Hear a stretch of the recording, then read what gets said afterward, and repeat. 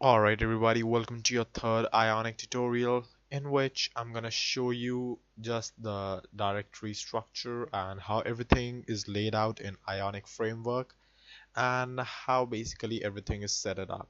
So Ionic is a very nice customized framework and we have just installed it and it has provided us with a lot of customizability and a lot of code as well to begin with, so you don't have to just wait for writing 1,000 lines then a hello world program would appear. No, that's not the case with this.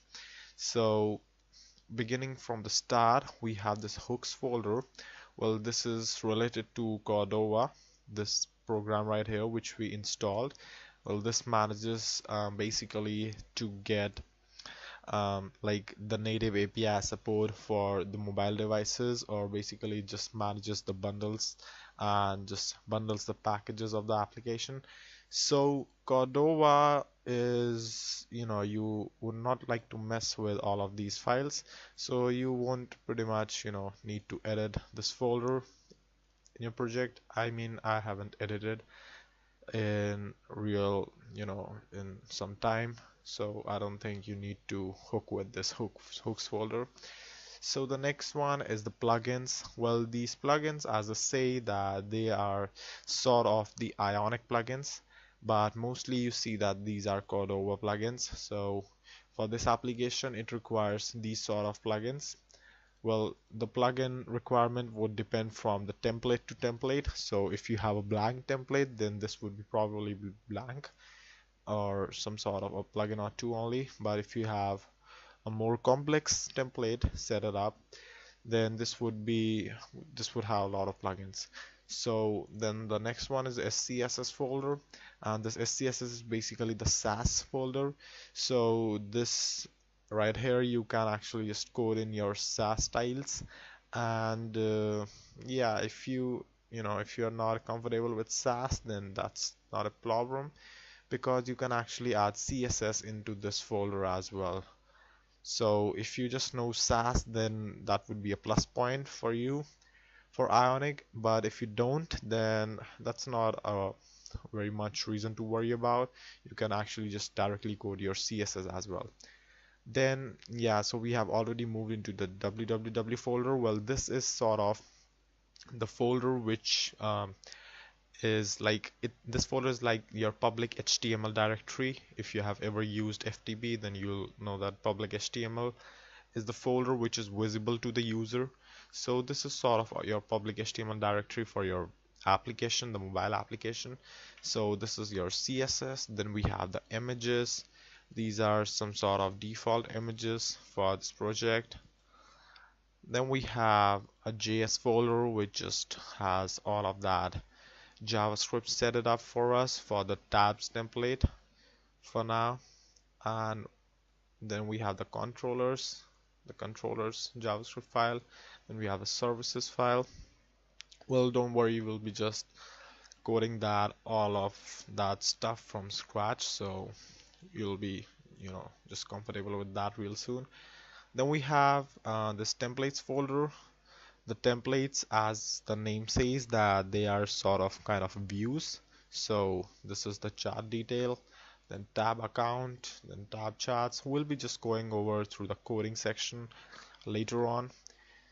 Then we have the index, and this is kind of your splash page which appears the very first time the user opens your application. Then we have this bower, whatever you pronounce it like. So this is just a package manager for the Ionic, so I don't think so you would pretty much need to edit up this file as well. Then we have this editor configuration. I don't know what this is. Uh, no idea. So this is, I guess, the sort of Sublime text file only, because it in the insert file new line or trim trailing white space doesn't look like that any of the stuff like gulp or uh, Cordova or Ionic would actually need it. Then this git ignore is useless for you if you are not using git, but if you are using git, then this would just simply mean that you could just exclude some of the files from being watched over or just pushed to your repository when you just push your code on the GitHub repository. So we won't pretty much need this unless I just create a repository of our final application, which we'll be creating sometime later. Then we have this bar.json. Then this is a JSON file, which is sort of just the name of the application, hello Ionic. Then this is private, then the developer dependencies. Then we have this configuration.xml. Well, you might edit a thing or two here, like this email address or your name and the name of the description right there. But other than that, you won't pretty much need it at all. Then we have the gulp file. Well, this gulp file is actually the gulp is basically this would require a whole other tutorial for gulp. Well, this is the automator for JavaScript. Like if you have made a change to your script, it would just keep a watch on your files and would, you know, just sort of reload the browser so that your changes are always live, and it does a lot of other things as well. We'll be taking a look at that later on. So these are some of the things which it is doing, like this part of code is watching on the code, then this is some sort of install thing, then this is git check for version control. Then we have the SAS one, which just I guess sort of uh, minifies it, or just compiles your SAS code to CSS code, and all of those modules, that sort of things. We'll be just taking a look at gulp um, in some other tutorial. Then we have this Ionic project as a file, nothing much interesting here. Then we have our package.json file, our old friend, which would just, allow you to keep your dependencies and all of that stuff you need to know about your application in a single place.